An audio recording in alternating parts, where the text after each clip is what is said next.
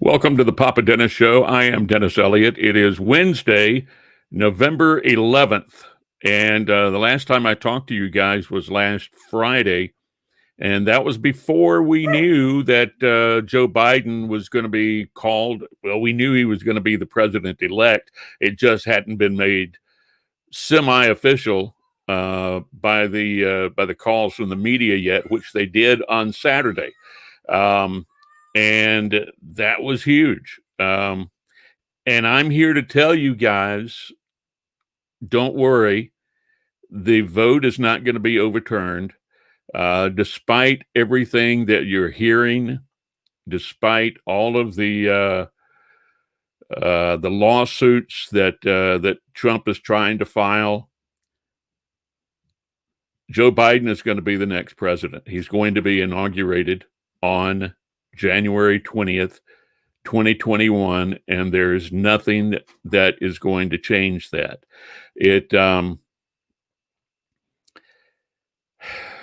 This supposed fraud that is taking place is completely untrue. There's nothing to it. I have friends and family that keep coming to me, and they keep coming and saying, is this true that that they're going to throw out all the Biden votes, that everything's going to be taken away, and it is not true. Okay, none of that stuff is true.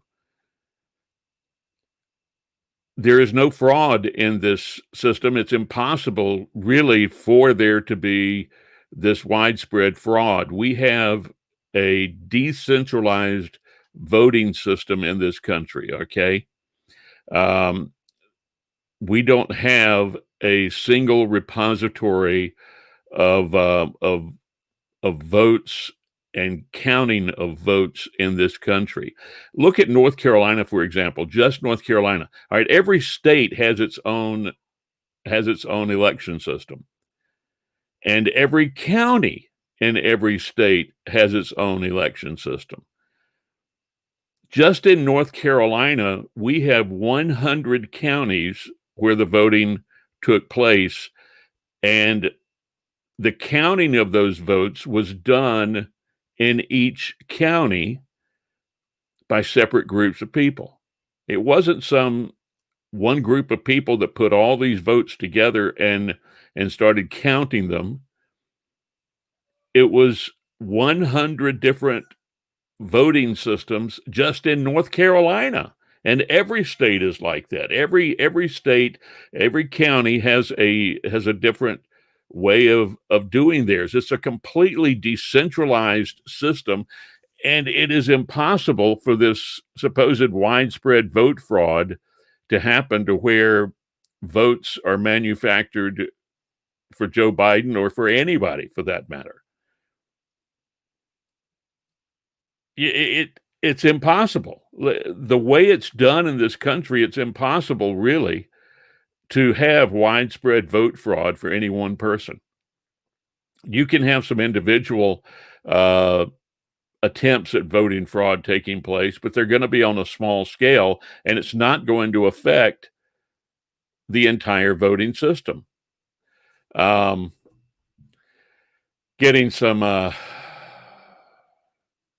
Getting some comments in here. Let me show you some of the comments that are coming. Georgia's going to do a hand recount. You're going to lose. That's a pretty stupid statement to make, because why would a hand count? Why would any recount find Biden's ahead right now by around 12,000 votes, I think, in Georgia, maybe even more than that. A recount is not going to find that all 12 or 14,000 of those votes were illegal. Every county in Georgia counted the votes separately. Think about that for a minute. Every county in Georgia had their own count of votes. It's impossible for this fraud to happen like this. Here's another one. Let's see what this one says. There has been fraud. Trump votes in trash cans, for instance, plus votes were counted after deadline. That's bullshit too. It's just not true. I was going to save this for a little bit later, but I may show it a little bit earlier here. Here's another guy says this guy is brainwashed, and I guess I guess this guy means me. Hey guy, it's not going to happen. Whoever you are, Patrick 00216969, come back in a few weeks and you're going to see that the vote hasn't been changed. All right. It's just not happening. We have a completely decentralized system of voting in this country. It is impossible to do this widespread vote fraud like this when you have each state counting separately, each county counting the votes separately. And not only that, the ballots that are, that are being used, that are being counted, Biden and Trump weren't the only race on these ballots. There were other races on there also. If there was really a widespread fraud scheme to change the votes, why would the Democrats allow all of these Republicans who won the races to win, huh? Think about that for a minute. Why wouldn't those votes also be fraudulent where the Republicans won? Why wouldn't those also be fraudulent since they were all on the same ballot? Think about this. Use logic in this, and you'll see that it's just absurd. That it is not going to, we're not, you don't have to worry about anything, all right? To my friends and family, to people who may be hearing this kind of stuff that these people are posting here, it's completely untrue. I'm going to move up this, I'm going to move this up right here and play this. I was going to save this for a little bit later, but I'm going to go ahead. These are Trump supporters here. Let me, it's about a 5-minute video. I'm going to play this. All right. This is from CNN, and they talk to Trump supporters about about why they think the election was stolen. They ask them why. All right. So let me play this for you. And again, it's 5 minutes, 22 seconds. Listen to some of this. Listen to some of this absurdity here.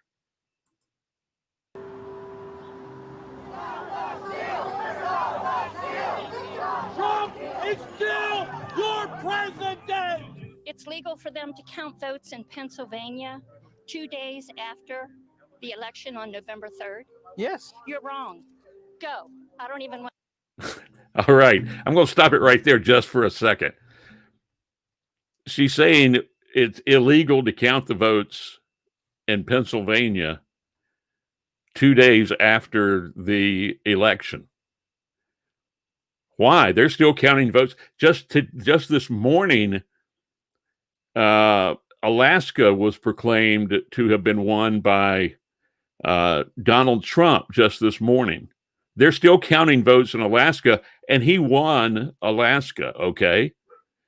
You can't count all the votes in one day, especially when you have all of these mail-in votes that came in. So it works both ways. If you can't count the ones in Pennsylvania, then you shouldn't be counting the ones in Alaska where Trump just won. But this is absurd. And also Pennsylvania's got a Republican legislature which made the rules for counting the votes in Pennsylvania, all right? The Republicans made the rule that you cannot count the votes in Pennsylvania that came in until after Election Day. That was Republicans that decided that, all right? That's why they're still counting votes in Pennsylvania, is because the Republicans made a rule that said you cannot count the votes until after the election is over with. And this stupid person right here on this video is saying that you shouldn't be counted. That was the rules set up by the Republicans. Let me play some more of the video. I want to talk to you. I believe that Donald Trump won the election. I believe that they tried to steal the election. Stop the Steal, a movement of Trump supporters that gained hundreds of thousands of followers online in the hours after the election, has inspired protests across the country. The ballots that you said you saw are lying around the place or in trash cans or whatever, where are you hearing that from? I mean, the videos are going viral everywhere. I've seen them on TikTok. I've seen them on Facebook. I've seen them on Fox News. I've seen them on the local news around my area.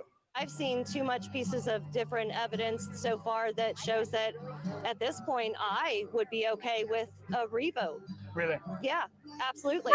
When you have video footage of people taking bags of ballots and showing that they are for Donald Trump and lighting them on fire. I helped write a fact check on CNN on that particular video. The election officials said that video has been going around for a few days. They are printout ballots. They're not real ballots.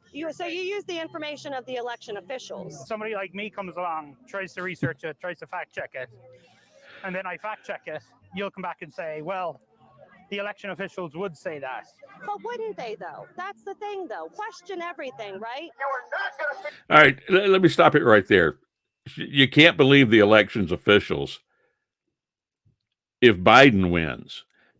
But you can believe the elections officials if Trump wins or if a Republican wins. Then you accept the election officials. You see the stupidity here being demonstrated by the people, by these Trump supporters who think that this election is going to be turned around. It is complete and utter stupidity, and they just keep it up. Let's play some more. The video actually showed sample ballots, not real ballots. The video's assertion is false, but even the president's son tweeted it to his millions of followers. Election officials in Virginia, where the sample ballots were from, told CNN they had spent days trying to correct the online misinformation.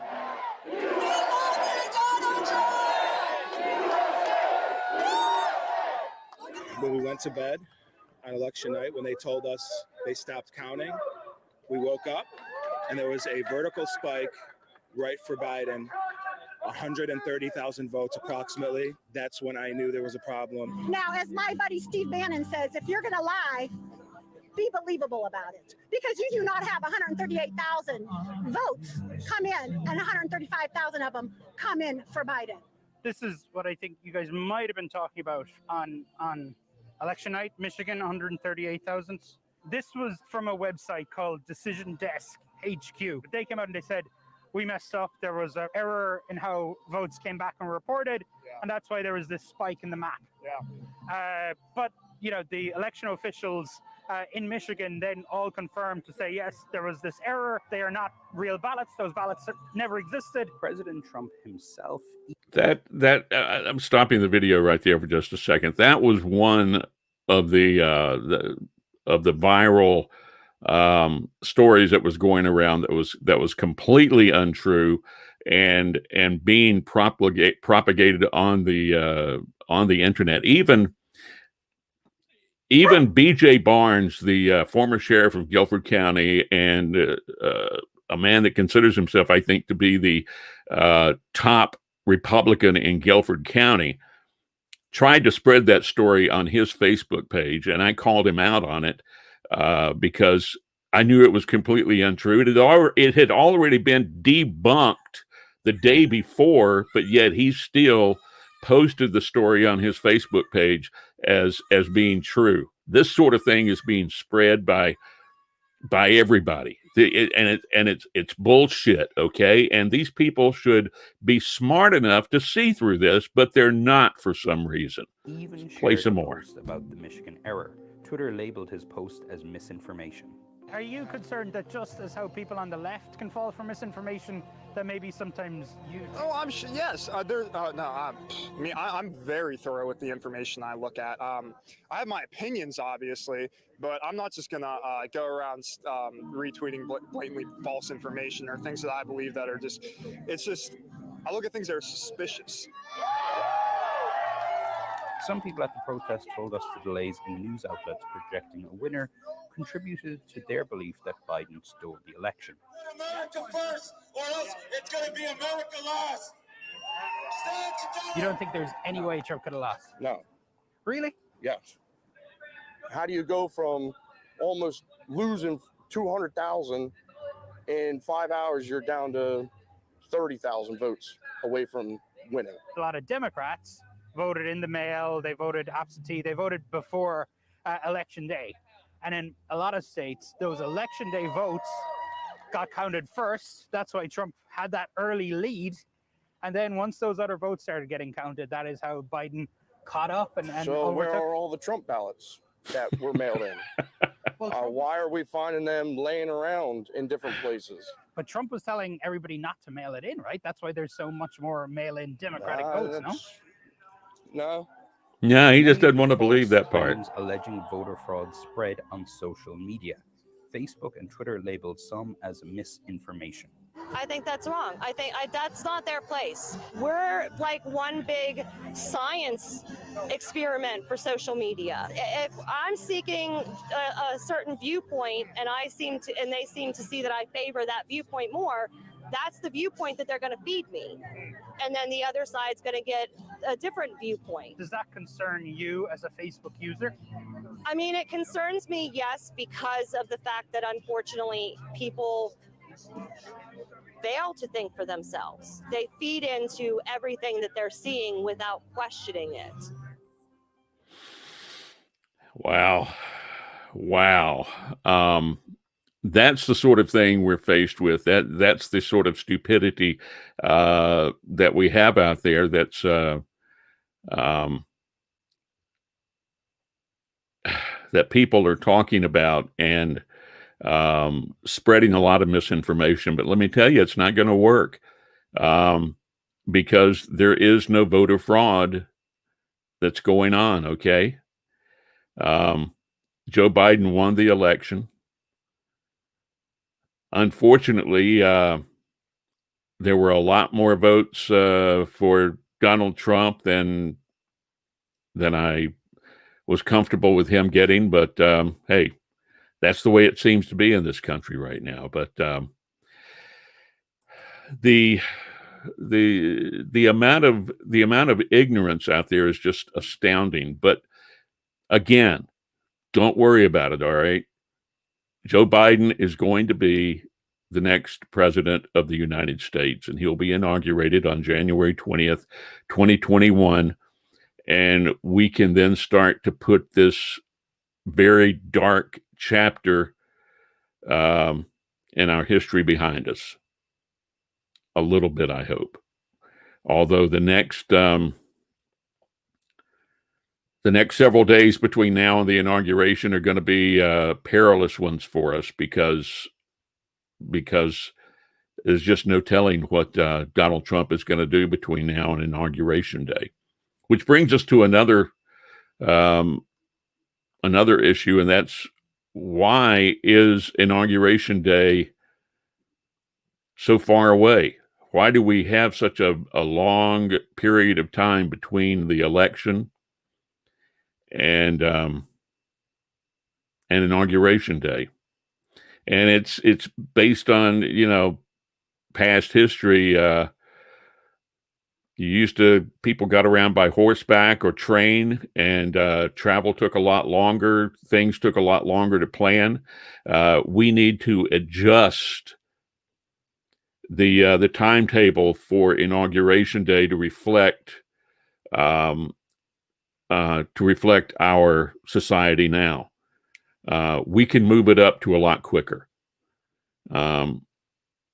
Maybe even like the 1st of December, I think we should strive to try to have Inauguration Day not too long after election day. We need to shorten that time period considerably, and I think we can. But that's something we're going to have to work towards, and something that I hope we can do in the future.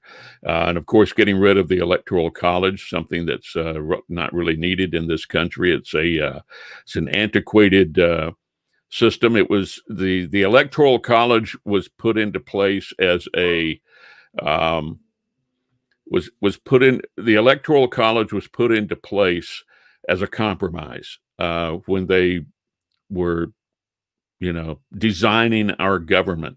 There was a faction of people and our founding fathers who did not want the president of the United States to be selected by the people, by the population. They thought the general population was just not smart enough to select the president of the United States, and they wanted legislatures. They wanted the legislature to do it. They wanted it to be chosen by another group of people in the government besides the general population. And so this was a compromise that was done. And the original Electoral College, these people actually chose who was going to be the president, the electors, and they've modified it considerably over the years. But we just need to get rid of it completely. It is not needed. We need to go to a popular vote. This is not something that's done in any other country in the world, and for good reason, because it's stupid. It is not the most efficient way to choose the president of the United States. And it was also, the Electoral College was also based on slavery. Because of slavery, the slave states, of course, they didn't count slaves as people, Slaves were not considered part of the population. And the slave states wanted their slaves to be counted in some way as part of the population. So they came up with that's where they came up with the 3/5. Each slave was worth 3/5 of a person, or 60% of a person. All right. So that they would count the slaves as 3/5 of a person for the purposes of determining the population of the states where they had slaves. They didn't want to give them full status as a full person, so they gave them, each slave was worth 60% of a person, which means it would take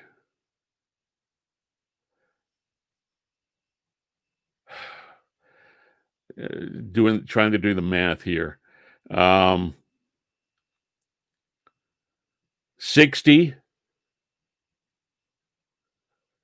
slaves would equal, or 600 slaves would equal, I don't know. I'll have to figure it out. All right. But 60% of the person. But anyway, the slave states wanted their population to be represented. So it was all part of the Electoral College. And the Electoral College is based on slavery. It's based on the fact that,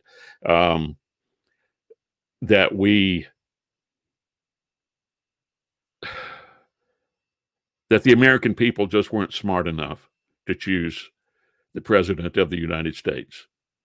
And of course, then the only people who could actually vote in this country were white males who owned property. If you didn't own property, you couldn't vote. And of course, you had to be a white male. So those were the only people that could vote at that time. We need to get out of that mindset, because that's where the Electoral College came from, was that mindset. Biden is an idiot. These are comments. He wants to destroy the country, blah, blah, blah. Okay.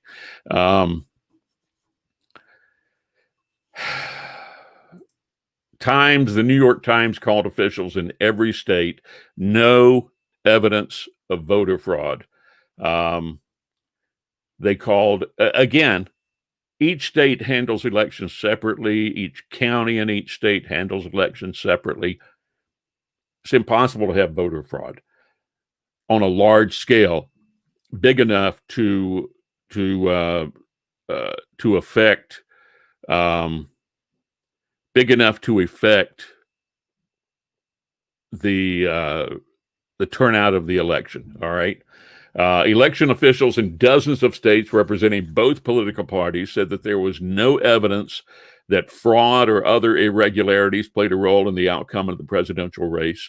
Over the last several days, the president, members of his administration, congressional Republicans, right-wing allies have put forth a false claim that the election was stolen, but top election officials across the country said in interviews and statements that the process had been a remarkable success despite record turnout and the complications of a dangerous pandemic.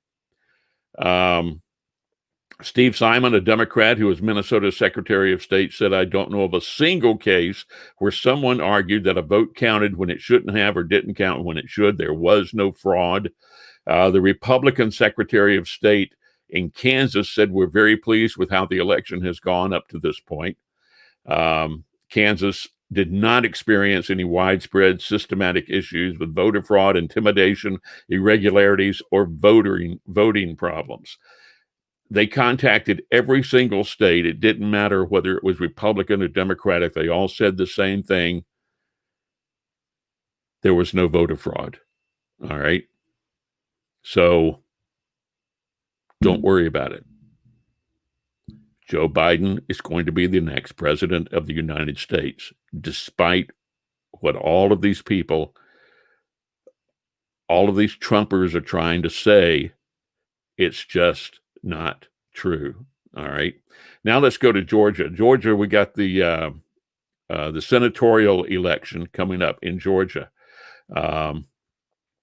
which could result in 2 Democrats being elected to the Senate and giving us a 50-50 split in the Senate. There's already 50 Republicans in the Senate. And these final 2 right here will determine whether how many Democrats that we have in the Senate and whether Joe Biden is going to be able to get through any legislation, because Mitch McConnell is going to put a brake on anything that Joe Biden tries to do. But in Georgia, there's actually a move. Here's Republicans again trying to suppress the vote. Republicans are trying to get the Georgia governor to call a special legislative session to tighten residency requirements, to make it harder for new residents to cast their ballots in the election coming up on January 5th for Senate. Why are they so interested in stifling the vote? Are they afraid that if more people vote that it might not turn out? Yeah, that's what they're afraid of. But so far, they've decided not to do anything like that. Says any changes to Georgia's election laws made in the special session will not have any impact on an ongoing election and would only result in endless litigation. So it looks like that they're going to fail in that respect, and maybe they won't be able to suppress it. But this is going to be the next big thing that you're going to hear a lot of talk about. Is the Senate election coming up? So in Georgia, this is going to be extremely important. We, of course, can't vote for anything like that to influence the election in that respect. The only thing we can do is maybe send money to the candidates in Georgia to try to see if we can get 2 Democrats elected there. Oh, this is, I wanted to talk about this just a second. Conservatives are going to a new, and I use air quotes, free speech social media app that has started banning liberal users, which is quite ironic because, conservatives saying that Facebook and Twitter are not fair because they ban conservatives. And now this new social media app is apparently banning liberal users. It's spelled Parler, but it's pronounced parlay. All right. It's a French word meaning, I think, to speak or something like that.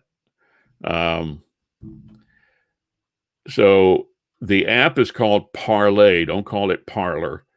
In fact, I see misspellings of it all the time on Facebook, Parlor, but it's not. It's Parlay.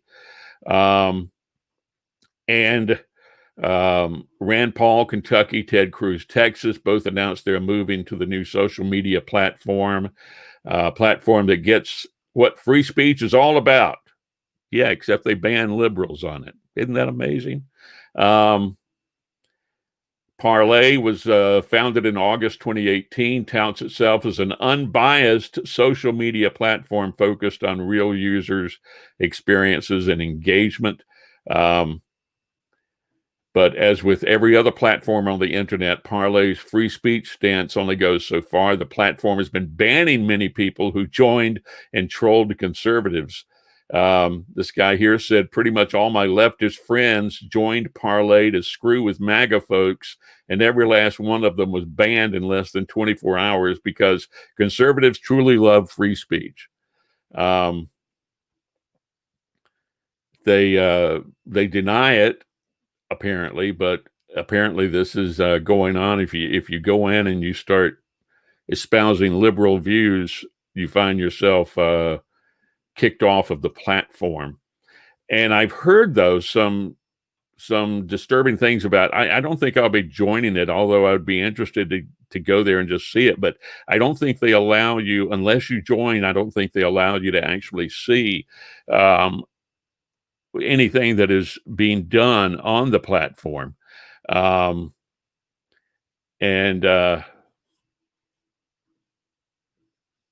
apparently to join, you have to give them I've heard that you have to provide a photocopy of a photo of your driver's license, which is rather disturbing to me. I don't want to do that sort of thing. I think that's going a little bit too far. You also have to provide your phone number. I think has to be an actual working phone number, and give them a photo of your driver's license. So I don't think I'll be joining. I think they're asking a little bit too much there to join the platform. But Parlay is getting a lot of interest right now among conservatives, and if it's a conservative platform, it's going to be inundated with white supremacy and anti-Semitism before long on there. I don't know how they're going to control that, especially if supposedly they don't censor anything on there, except unless you're a liberal, apparently. There's a guy, writer and comedian Tony Posnanski, received a ban from the app. He said, "Free speech, my ass. I literally said less than here, and I got banned," he tweeted. So be interesting to see. Anyway, it's called Parlay, and it's getting a lot of interest right now among conservatives. And finally, before we go today, the Inauguration Day coming up in 2021. Did you know it's a palindrome? Palindrome, of course, it's the same forwards and backwards. So January 20th, 2021 is a palindrome. I don't know what that means as far as, I don't think it really means anything. It's just a quirk, palindrome. Excuse me. But so that's where we are. I just wanted to assure everyone out there that you don't have to worry about the election being thrown out, turned around. Joe Biden has won. He's going to be the next president of the United States. Donald Trump will be leaving, and we'll be talking here in the next few weeks. I'm curious as to whether Donald Trump will even show up for Biden's inauguration. The ex-president always sits right there while the new president is sworn in. Will Donald Trump do that? I sort of have doubts as to whether he will or not. I'm just not sure he's going to do that. But anyway, thanks for joining us today, okay? I've appreciated it. Had a lot of negative comments here, but that's okay. Don't care. Appreciate it. Hey, thanks for joining us on the Papa Dennis Show. I am Dennis Elliott, and we'll talk to you guys again real soon, hopefully tomorrow. We'll see what's going on and see the latest news. But thanks for joining us today. All right.